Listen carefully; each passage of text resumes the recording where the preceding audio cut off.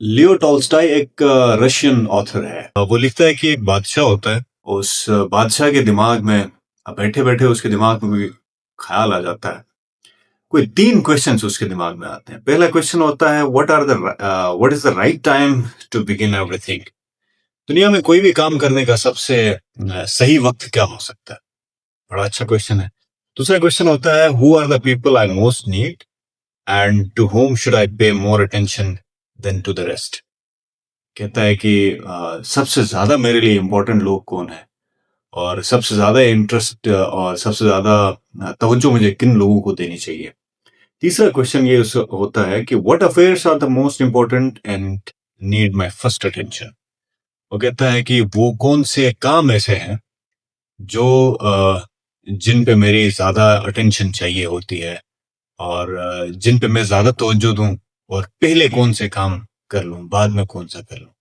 तो ये कुछ क्वेश्चंस होते हैं उसके। तो ये क्वेश्चंस दरबार में वो बताता है लोगों को कि आके सवालात इनके जवाब दें।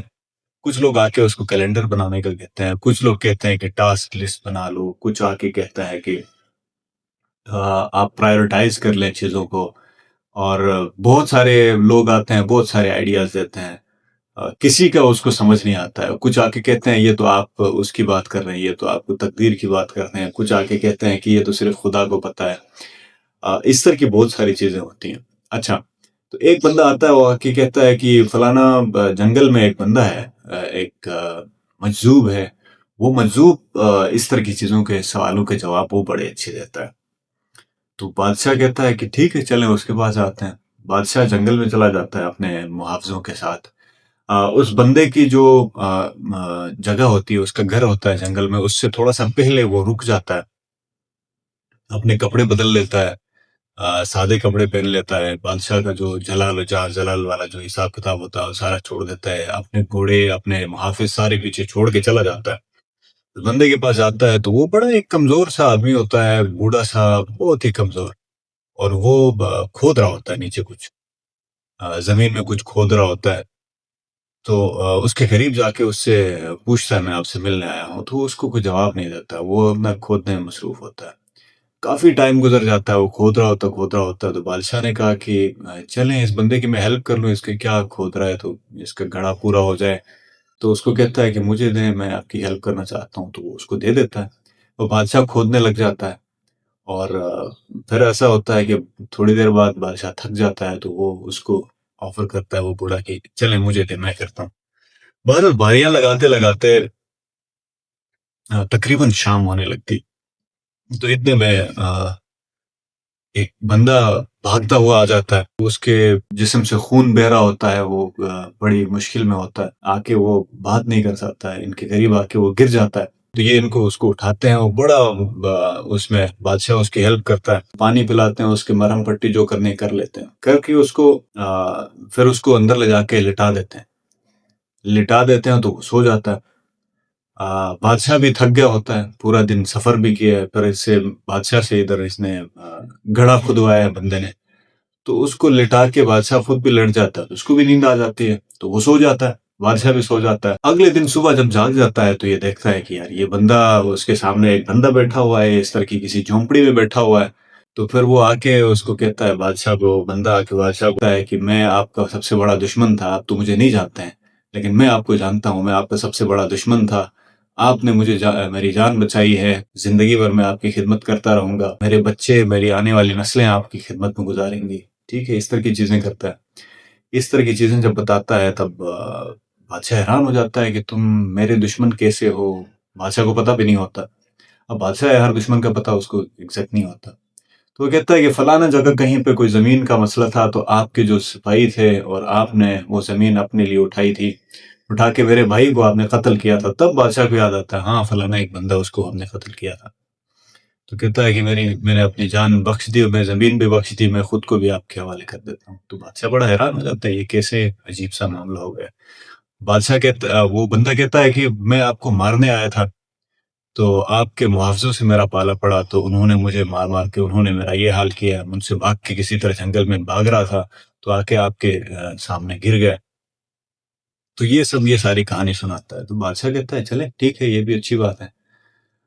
अच्छा, फिर वो मजूब की तरफ बादशाह तवज्जो देता है और कहता है कि मेरे सवालों के जवाब तो नहीं दिए मुझे, वो इधर आके आपने फंसा दिया, ऐसे कि किसी बंदे के साथ आपने फंसा दिया, ये भी ये कहानी। मैं तो चलने लगा। तो वो मजूब कहता है आपके सवालात के जवाब तो मैंने दे दिए। तो बादशाह हैरान हो जाता है, पूछता है कि कैसे दे दिए, मुझे तो समझ नहीं आया आपने कैसे सवाल के जवाब दिए। तो फिर मजूब कहता है कि कल आप मेरे पास आए, आपका पहला सवाल था what is the right time to begin everything, किसी भी काम के करने का सबसे अहम टाइम कौन सा होता है। तो ये सवाल का जवाब देने का टाइम वो नहीं था ना, रात को जब आपको बता नहीं देता तब भी आपको समझ में ना आता।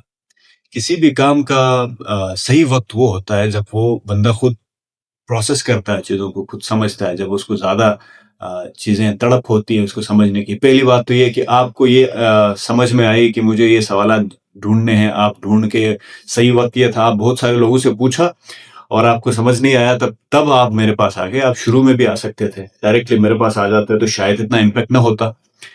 तो कहता है कि ये सही वक़्त पे आप मेरे पास आ गए, उसके बाद रात को मैंने जवाब नहीं दिया, अभी आपने बहुत सारी चीज़ें एक्सपीरियंस भी की, अब आपको सही से समझ में आएँगी कि ये मैं क्या कह रहा हूँ। तो हर चीज़ का सही वक़्त होता है। दूसरा सवाल होता है who are the people I most need and whom should I pay more attention than to the rest.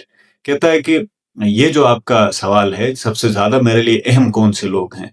वो रात को जब ये बंदा भागता हुआ आया, बल्कि उससे भी पहले कहता है कि आपको अपने सवालात के जवाबात नहीं मिले, तो अपने सवाल का जवाब ढूँढने के लिए मैं आपके लिए सबसे ज़्यादा अहम बंदा था और आपने अपनी सारी तवज्जो मेरे ऊपर मरकूज़ की थी। और उसके बाद ये हुआ, ये बंदा भागता हुआ आया तो आपने अपने सवालात, अपने आप को भी, मुझे भी, सबको भूल गए आप और इस बंदे की हेल्प करने में लग गए। तो उस मोमेंट में ये बंदा सबसे ज़्यादा अहम था आपके लिए। और उसके बाद आप थक गए थे अंदर आके, फिर अपने सवालात को भूल गए, ये बंदा जब भी नॉर्मल हो गया, फिर उस मोमेंट में आप सबसे ज़्यादा अहम थे अपने लिए। आपके लिए सबसे ज़्यादा आप खुद अहम थे और आप सो गए। आपके लिए नींद सबसे ज़्यादा अहम थी, आप सो गए।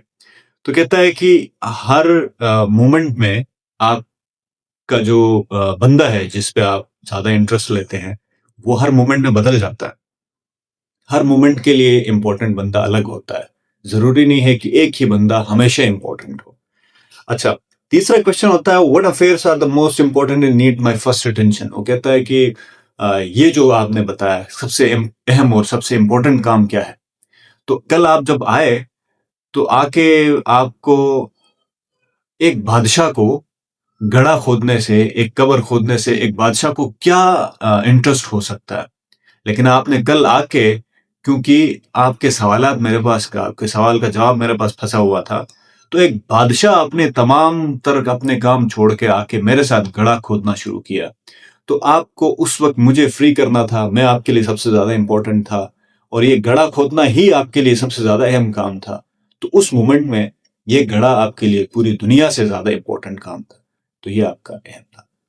उसके बाद कहता है दूसरे नंबर पर ये जब बंदा भागता हुआ आया, तो ये बंदा भी आपके लिए इम्पोर्टेंट था और इस बंदे की हेल्प करना, इसकी मरहम पट्टी करना भी सबसे ज़्यादा इम्पोर्टेंट था। तो दूसरा ये हो गया। तीसरा नंबर पर ये बंदा जब ठीक हो गया, आप आगे अंदर आ गए, अंदर आके आप थके हुए थे, तो पूरी दुनिया को सारे काम भूल गए, अपना आइडिया आपने भुला दिया। इस बंदे को भूल गए आप, क्योंकि ये बंदा अब पास्ट की कहानी था। ये बंदा पास्ट की कहानी था, इसका ज़ख्म भी पास्ट की कहानी था। जब ये ठीक हो गया, उस मोमेंट में आपको सबसे ज़्यादा इम्पोर्टेंट था नींद, आपने सोना था और आप सो गए।